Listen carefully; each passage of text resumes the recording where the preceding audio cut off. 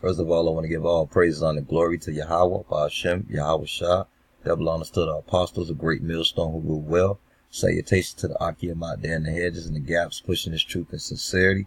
Safety, peace, and blessings to the elect across the four corners of the earth. Okay, as you see on your screen today, I'm going to get into a bit of Hebrew. And I believe one of the most important Hebrew words in the Bible, in the scriptures. I'm going to say it like that. It's the name of the Father.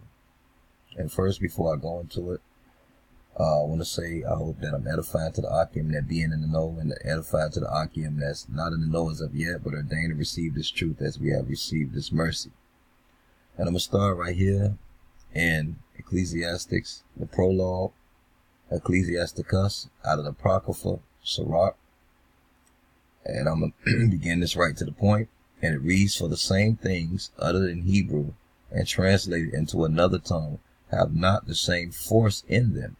And not only these things, but the law itself and the prophets and the rest of the books have no small difference when they are spoken in their own language." So when they spoken in that Hebrew, it's power in them. He says no small difference, for it is written. All right. Let's keep moving along. Let's go to Proverbs 30:4. And it reads, "Who hath ascended up into heaven, or descended? Who hath gathered the wind in his fists? Who hath bound the waters in a garment?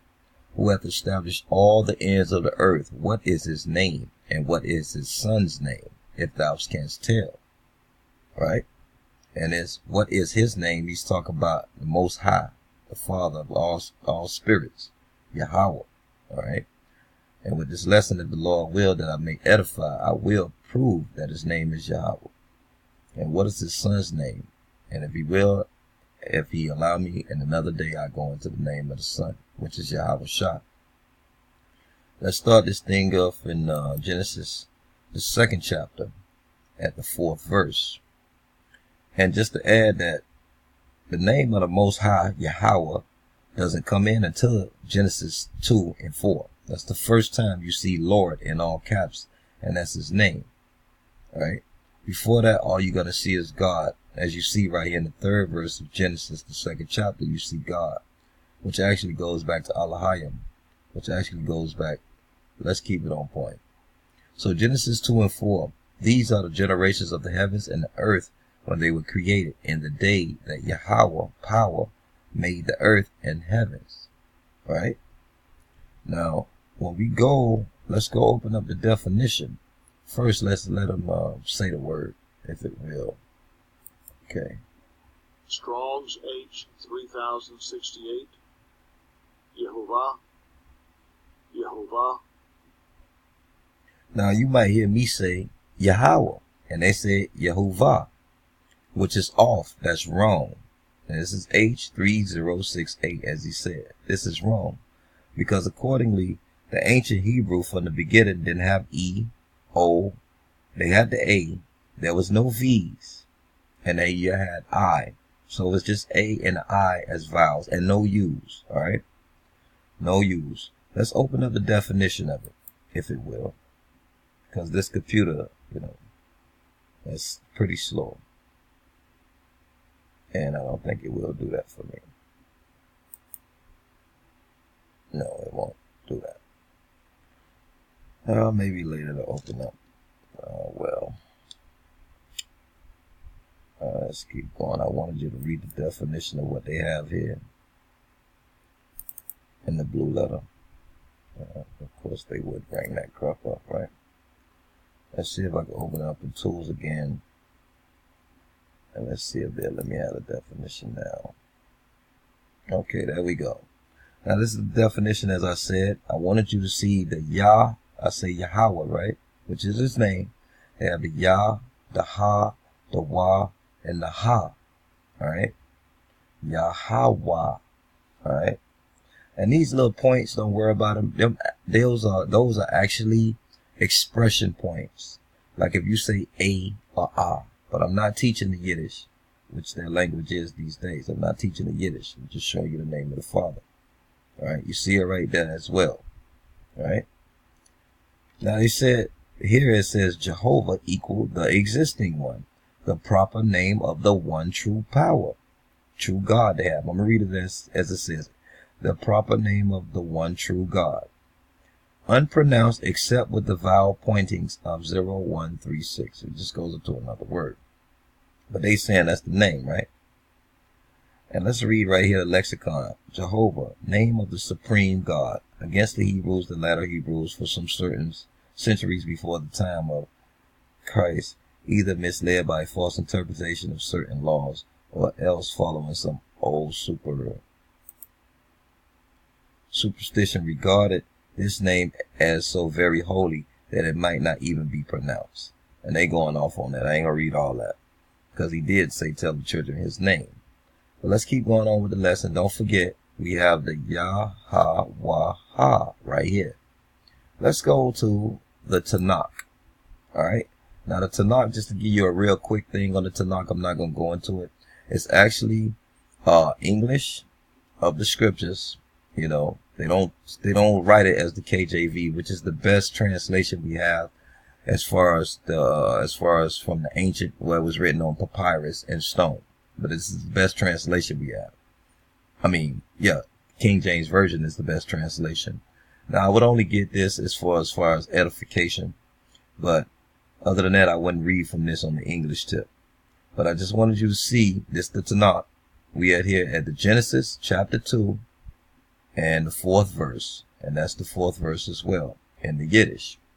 Let's jump back here right quick. I want you to see the Yahweh. Let's go back to the Tanakh. You have it right there. I have it highlighted, the Yahweh.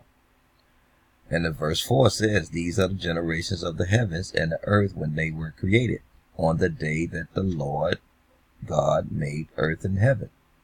I'm going to read this as it says, but in the KJV, I would read it, Yahweh power made earth and heaven. Now, if you see right here, where it's going to say Lord, it says right here, the Yahweh. Alright? Let's go and deal with Exodus 3:14 to 15. When Moses was sent on his mission to go gather his people from Egypt, as Yahweh Bashem Yahweh Shah going to do again, but this time in a different fashion. Alright? Now he said in Exodus 3:14, and the power said unto Moses, I am that I am. Well, let's start at 13. Exodus 3:13, and Moses said unto the Most High Power, behold, when I come unto the children of Israel and shall say, you know, I don't want to mess anybody up, so I'm gonna just read it verbatim, all right? Because I put in the Most High Power. That's not. And Moses said unto God, behold, when I come into the children of Israel and shall say unto them, the God of your fathers have sent me unto you, and they shall say to me, what is his name? What shall I say unto them? 14th verse. And God said unto Moses, I am that I am. And he said, thus shalt thou say unto the children of Israel, I am have sent me unto you. Now, when you go into this word I am, okay, let's go into it if they will, right quick. Let's go into it. Let's go into it. Let's go into it. Now, this is what GOCC push. You know, they push this here. And really, it's like he's saying, Strong's H, 1961. Hayah. That's not his name. Okay. That's like saying basically, they don't know me. You know, I am that I am. It says to be, become, come to pass, exist, happen, fall out. All right. So that's not his name. That's not his name. All right. At one point in time, I did believe that was his name, but the Most High shewed me mercy that I know that's not his name. All right. But that's almost saying, you know, that's like the Most High saying, they don't know me. I am that I am. They don't know me. You know. So that's what he's saying. But let's go into 15th verse of Exodus, the 3rd chapter. And God said moreover unto Moses, thus shalt thou say unto the children of Israel, the Lord, Yahweh, Bashem Yahweh Shah, power of your fathers, the God of Abraham, the God of Isaac, the God of Jacob, have sent me unto you. This is my name forever, and this is my memorial unto all generations. All right? They got that Lord in all caps. Now let's see where it's at. Isn't it right here? The Yah-ha-wah-ha. There you go again. There you go again. Now let's go into the Tanakh. And it's the same thing. Let me show you. Exodus 3rd chapter, 15th verse. So like I said, the Tanakh put it right next to it. I have it highlighted. And God said further to Moses, so shall you say to the children of Israel, the Lord God of your fathers, the God of Abraham, the God of Isaac, the God of Jacob has sent me to you. This is my name forever, and this is how I should be mentioned in every generation. You have it right there. Of course, I don't know how to read all that Yiddish. The Yahweh. There you go. Now let me speed this up. Time is of the essence. Time is of the essence. All right. Let me give you, let me go to this Hebrew. Now, as I said before, there was no E's, no O, no U in the ancient Paleo Hebrew. It was just the A and the I. And we're going to run through this. Abba, Gada, Hawa, Za, Cha, Cha, Tayaka, Lama, Nasa, Apa, Tazakwa, Rashata. Right? Well, let's get the name of the Father up out of this here. All right? Let's get his name. You have the same character right here, the Yah.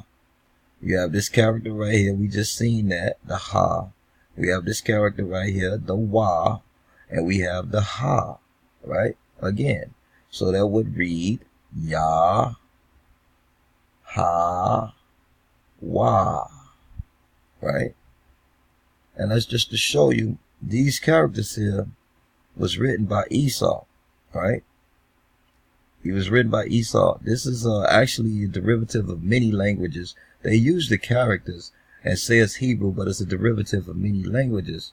And I pulled up the history a little bit. I'm not going to go too deep in it, but let's look at it right quick. And this is for Modern Hebrew Wikipedia. Revival. The revival of the Hebrew language was led by Eleazar ben Yehudi in the late 19th century and early 20th century. Modern Hebrew used biblical Hebrew morphemes. Okay, Meshnaic. When you go into these words, let's really talk about their history. Okay, dealing with the Romans.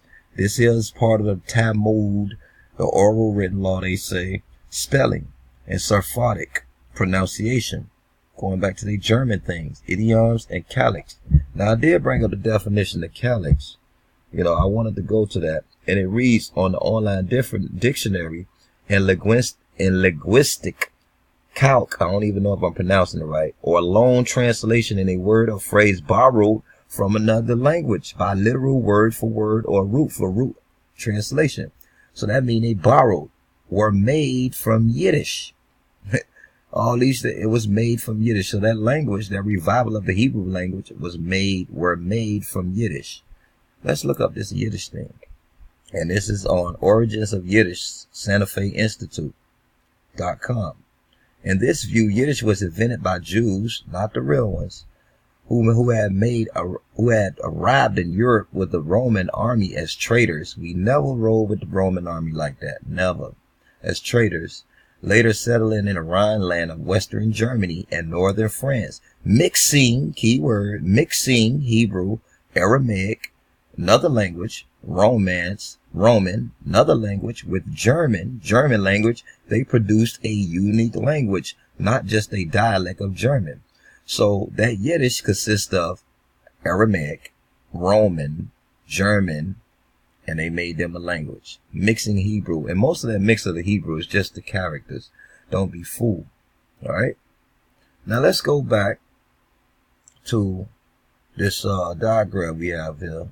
This diagram here. And we see that this is the Paleo Ancient Hebrew. As I said before, there was no U's, O's, or E's. We had the I. All right. And of course it was Bagada, right? All right. Now let's go and see what we have up here. All right, got to make this quick. We have the Lord in all caps, common English translation. Oh, come on. Are you kidding me? Are you kidding me? Come on. All right, Lord, all caps. Hebrew letter name, Yod Hey Vav Hey, no V's. There was no V's. And this here, this how they got their Yahweh. But it was no V's. They had the W there to throw you off. But let's look at that's that Yah, Ha, Wa, Ha. Ancient Paleo. And this is the name of the Father. I want to say I hope this is edifying. Shalom.